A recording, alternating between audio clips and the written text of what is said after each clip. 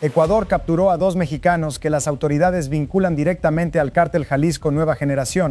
En Ecuador, 2 mexicanos presuntamente vinculados al cártel Jalisco Nueva Generación fueron detenidos. Ocurrió esta madrugada durante un operativo policial que las autoridades ecuatorianas llamaron Factoría, ejecutado junto a una segunda intervención simultánea contra otra estructura criminal del país. La operación dejó 1 tonelada de droga asegurada, casi $1 millón en efectivo, una avioneta lista para volar y 2 pistas clandestinas inhabilitadas, toda una plataforma construida para mover cocaína hacia Norteamérica. Y detrás de la inteligencia que permitió ubicar esa plataforma, aparecen la DEA y el Comando Sur de Estados Unidos. Algo distinto se rompió esta madrugada, porque no se trató de un decomiso más en una carretera de Guayas, se trató de una red completa, con pista de aterrizaje propia, combustible reservado para aeronaves y 2 ciudadanos mexicanos operando adentro de ella. Eso es lo que hace diferente esta historia y eso es lo que vamos a desarmar pieza por pieza. La pregunta que queda abierta desde el primer minuto es simple. ¿Cómo terminó el cártel Jalisco Nueva Generación operando pistas clandestinas dentro de Ecuador, a miles de kilómetros de su territorio natural en México? Los choneros y los lobos son rivales declarados dentro del sistema carcelario ecuatoriano y compiten entre sí por el control de las mismas rutas del Pacífico. Aún así, la Policía Nacional decidió golpear a ambas estructuras la misma madrugada en 2 operativos distintos pero simultáneos. Jericó contra los choneros, Factoría contra los lobos. La respuesta empieza en Guayaquil. Ahí y en los cantones de Durán, Daule y San Borondón, la Policía Nacional ejecutó 20 allanamientos simultáneos apenas comenzaba a clarear. Entraron a bodegas, viviendas y terrenos donde, según los reportes oficiales, la organización local Los Lobos guardaba parte de su logística. Puertas abajo, vehículos ya asegurados. Dentro de esas propiedades encontraron 20 vehículos retenidos, 15 armas entre fusiles y pistolas, alrededor de 200 municiones y chalecos antibalas listos para usarse. También hallaron caletas todavía en construcción, escondites que apenas estaban siendo levantados para ocultar dinero o droga en el futuro. Pero Guayas no fue el único punto del mapa. El ministro Reinberg confirmó que los mismos 20 allanamientos también alcanzaron Santo Domingo de los Sáchilas y la provincia de El Oro, en la frontera sur con Perú. La red también cruzaba fronteras, no solo carreteras. Uno de los sitios más relevantes se ubicó en un terreno del cantón Durán. Ahí los agentes encontraron una avioneta en reparación junto a tanques con capacidad para almacenar hasta 1000 galones de combustible de aviación, cantidad suficiente para sostener vuelos de larga distancia sin necesidad de escalas intermedias en ningún punto del trayecto. El ministro del Interior de Ecuador, John Reinberg, confirmó públicamente que 2 mexicanos detenidos en este operativo estaban vinculados al cártel Jalisco Nueva Generación y trabajaban directamente con la estructura de los Lobos para despachar droga a través de pistas clandestinas y avionetas hacia Norteamérica. Reinberg fue más allá. Dijo que se trató de un trabajo coordinado con distintas agencias de Estados Unidos y calificó la operación como un golpe mayor contra ambas estructuras criminales. Esa frase confirma lo que las pistas de aterrizaje ya insinuaban. La ruta no terminaba en territorio ecuatoriano, seguía hacia el norte. En total, la policía contabilizó 24 personas relacionadas con esta red. 17 cayeron esta madrugada durante los allanamientos. Las otras 7 ya cumplían prisión por procesos abiertos previamente y ahora quedan sumadas al mismo expediente. Ese es el tamaño real del golpe. Para entender por qué Los Lobos terminó asociado con un cártel mexicano, hay que retroceder unos años, cuando la organización todavía operaba bajo el mando de los choneros dentro de las cárceles ecuatorianas. A finales de 2020, la muerte de sus líderes históricos rompió esa estructura y nació un bloque propio que empezó a pactar directamente con organizaciones mexicanas. El objetivo era disputarle al cártel de Sinaloa el control de las rutas del Pacífico que salen desde Sudamérica. El cártel Jalisco Nueva Generación encontró en Los Lobos un socio con puertos, pistas y territorio, exactamente lo que necesitaba para desafiar ese monopolio sin tener que abrir un frente propio dentro de Ecuador. Ahí nace la conexión que explotó hoy. Y si Los Lobos ya distribuía cocaína por mar, ¿para qué construir además pistas clandestinas y comprar una avioneta propia? Esa pregunta queda abierta mientras la policía sigue revisando lo hallado esta madrugada.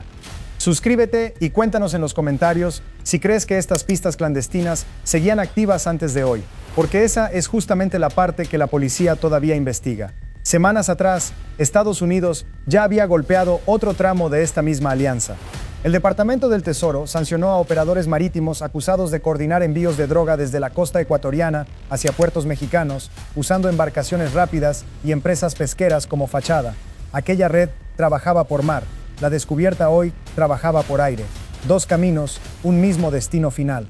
No es la primera vez que una pista clandestina de este tipo aparece en Guayas. En mayo, durante un operativo similar en el sector de Taura, los pilotos de una avioneta lograron despegar en cuanto notaron la presencia policial, y los agentes en tierra fueron recibidos a tiros antes de lograr 8 detenciones. Semanas antes, las Fuerzas Armadas habían inhabilitado otra pista de 800 metros de largo en el municipio de El Triunfo. Esta vez la aeronave no alcanzó a despegar y tampoco hubo disparos durante la intervención en Durán. Esa red marítima forma parte de un corredor que Estados Unidos vigila desde hace más de un año mediante la Operación Pacific Viper, liderada por su Guardia Costera para frenar el tráfico de cocaína en el Pacífico Oriental. Hasta junio de este año, esa sola operación había incautado más de 112 toneladas de droga en ese corredor, la mayoría con destino final en territorio mexicano. Ese número explica la magnitud real del problema. Semanas antes de la incautación marítima, el Departamento del Tesoro sancionó a 15 operadores señalados de coordinar embarcaciones rápidas para los lobos y los choneros, entre ellos Milton Edixon Martínez Mendoza, encargado de organizar los envíos por mar para ambas facciones, y Jimmy Leonidas Alarcón Holguín, quien controlaba varias empresas pesqueras utilizadas como fachada para mover combustible y mercancías sin levantar sospechas. 10 embarcaciones quedaron congeladas junto con esos activos. Esa fue la ruta marítima, golpeada con lanchas rápidas y empresas pesqueras de fachada. La de hoy fue la ruta aérea, golpeada con una avioneta en reparación y 2 pistas clandestinas ya inhabilitadas por completo. La gravedad de ambas alianzas llevó al Departamento de Estado de Estados Unidos a designar tanto a los choneros como a los lobos y al propio Cártel Jalisco Nueva Generación como organizaciones terroristas extranjeras, una categoría que habilita sanciones financieras más agresivas y congelamiento inmediato de cualquier activo bajo jurisdicción estadounidense. Ese es el peso legal de esta madrugada. En menos de un mes, Ecuador y Estados Unidos golpearon primero la ruta marítima de esta alianza y ahora su ruta aérea. 2 frentes distintos de la misma estructura criminal, desarmados en cuestión de pocas semanas. Ese antecedente marítimo explica por qué el hallazgo de una pista clandestina resulta tan grave para las autoridades de 2 países. Confirma que la organización ya no depende de una sola ruta hacia el norte. Si el mar se complica, existe una alternativa aérea lista para operar, con combustible reservado y aeronave propia. Entre los detenidos en factoría, la policía identificó a 3 hombres señalados como presuntos cabecillas de los lobos dentro de esta célula específica. Las autoridades no han difundido sus nombres completos ni los alias con los que se les conocía en la organización, y hasta el momento no han sido vinculados a otros liderazgos ya identificados previamente por Estados Unidos. Lo que sí confirmaron es que estos 3 hombres coordinaban directamente con los 2 mexicanos capturados. La cúpula histórica de los lobos ya venía cayendo antes de esta madrugada. En 2024 fue detenido Fabricio Colón Pico Suárez, conocido como El Salvaje, quien dirigía las operaciones de la organización en la provincia de Pichincha. Un año después, las autoridades españolas capturaron en Málaga a Wilmer Chavarría Barré, alias Pipo, un mando que había simulado su propia muerte durante un motín carcelario para desaparecer del radar policial.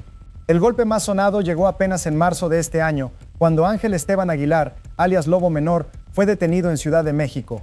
Las autoridades lo señalan como el presunto autor intelectual del asesinato de un candidato presidencial ecuatoriano ocurrido en 2023.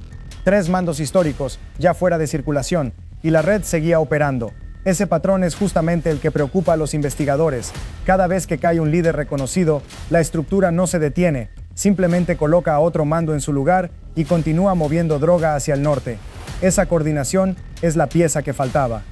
No se trataba de una célula ecuatoriana trabajando de forma independiente, ni de mexicanos operando en solitario dentro de territorio extranjero. Era una estructura mixta, con mando compartido, construida específicamente para mover droga hacia el norte sin depender de intermediarios externos. Ahí está la respuesta que abrimos al inicio. El Cártel Jalisco Nueva Generación no envió operadores a improvisar. Encontró un socio ya consolidado en Ecuador, con pistas, embarcaciones y territorio, y colocó gente propia dentro de esa misma estructura para asegurar que la mercancía llegara sin fricciones hasta México. Sobre el proceso judicial, la Fiscalía ecuatoriana ya formalizó cargos por delincuencia organizada transnacional contra los 24 implicados, aunque una eventual liberación por falta de pruebas suficientes sigue siendo un riesgo mientras avanza la instrucción fiscal. Ese riesgo, hoy mismo, no es menor. Organizaciones similares detenidas en Ecuador durante los últimos años han enfrentado procesos que se alargan y algunos operadores de los lobos, identificados por Estados Unidos, siguen prófugos pese a órdenes de captura vigentes desde hace meses. Uno de ellos fue ubicado y detenido en España el año pasado. Otros continúan sin ser localizados. La droga asegurada hoy tampoco resuelve el problema de fondo. Una tonelada representa apenas una fracción de lo que agencias antinarcóticos calculan que sale de la costa ecuatoriana cada año hacia México. Gran parte de ella todavía sin ser interceptada por ninguna autoridad. Ahora la pregunta cambia de tiempo. Ya no es cómo llegó el cártel Jalisco Nueva Generación hasta Ecuador, sino qué parte de esa red aérea sigue intacta después del golpe de esta madrugada. Las dos pistas clandestinas localizadas fueron inhabilitadas, pero la policía no ha confirmado si existen otras instalaciones similares operando en otras provincias del país. Tampoco se sabe qué destino específico dentro de México recibía los cargamentos aéreos, información que las autoridades mantienen reservada mientras avanza la investigación conjunta con Estados Unidos. Cada pista clandestina desmontada reduce en un punto exacto la capacidad del corredor aéreo que conecta el Pacífico sudamericano con territorio mexicano. La misma ruta que el cártel Jalisco Nueva Generación disputa palmo a palmo al cártel de Sinaloa desde hace años. Por mar, por tierra o por aire, la pelea de fondo es siempre la misma. ¿Quién controla la salida de la droga hacia el norte? Esa es la explicación. El grupo necesitaba ya una vía que nadie pudiera bloquearle. Sobre el oro, la provincia fronteriza con Perú, donde también se ejecutaron allanamientos, las autoridades peruanas no han confirmado si coordinaron acciones en su lado de la línea divisoria durante este operativo específico. Lo que sigue abierto es precisamente eso. Las autoridades ecuatorianas indicaron que continuarán las diligencias para identificar si existen más pistas clandestinas vinculadas a la misma célula y si otros operadores mexicanos permanecen activos dentro del país. Por ahora no se ha confirmado ninguna nueva detención posterior a la del amanecer de hoy. Estados Unidos, por su parte, no ha anunciado cargos formales contra los dos mexicanos detenidos, algo que sí ocurrió en sanciones anteriores contra otros operadores de esta misma alianza. Esa decisión de llegar definirá si enfrentan un proceso también en territorio estadounidense. Ahí queda la puerta abierta. Apenas días atrás, el propio Reinberg había advertido que la lista de implicados en estas redes todavía podía crecer. Advirtió que no se trataba solamente de los ya identificados, sino que iban a aparecer otros más conforme avanzaran las investigaciones sobre las empresas usadas como fachada. Esa advertencia hoy se cumplió, con nombres nuevos, 2 mexicanos y 3 presuntos cabecillas que hace una semana nadie mencionaba. Lo concreto por ahora es que el operativo Factoría desmontó una pieza específica de la logística aérea que conectaba a los lobos con el cártel Jalisco Nueva Generación, dejando inhabilitadas sus 2 pistas de despegue y sin la avioneta que usaban para cruzar hacia Norteamérica. La policía ecuatoriana ha anticipado que en los próximos días presentará ante un juez los primeros informes periciales sobre el origen del $1.000.000 incautado, un dato que podría revelar hacia dónde viajaba realmente ese dinero antes de ser asegurado. ¿Seguirá intacta la ruta aérea del cártel Jalisco Nueva Generación en otras provincias de Ecuador o esta madrugada cayó su único punto de despegue? Cuéntanos qué crees en los comentarios y suscríbete para la actualización de este caso.